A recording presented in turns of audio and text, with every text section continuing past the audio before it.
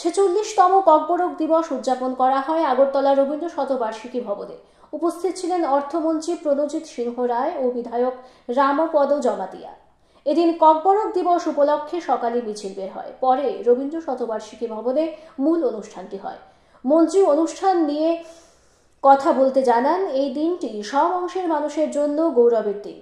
1979 সালে এই দিনে ককবরক ভাষা স্বীকৃতি পেয়েছিল। 15 নভেম্বর 2023-তে ভারতবর্ষের যশস্বী প্রধানমন্ত্রী এই বিকশিত ভারত সংকল্প যাত্রার সঙ্গে সঙ্গে উনি আলাদা করে এই জনজাতিদের জন্য জনজাতীয় গৌরব দিবসে উনি ঘোষণা করেছেন।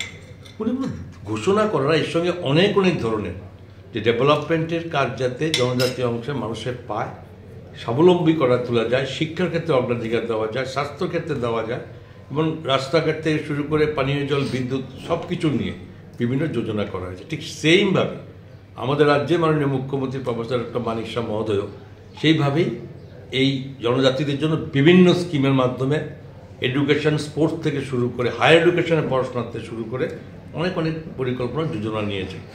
এবং এই সব কিছু মিলে রাজ্য সরকারও জনজাতিদের এইবারও বিভিন্ন বাজেটের পরিমাণ তাদেরকে ক্রমান্বয়ে বৃদ্ধি করছে।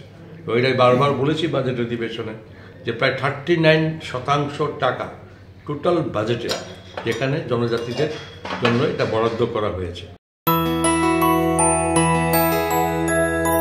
স্বাদে ভরা ঘিয়ের সুবাস লংতরায়, কি ভালো খেতে। শুদ্ধ ঘিয়ের আবেশ ভরা লংতরায়, অপূর্ব সুগন্ধ।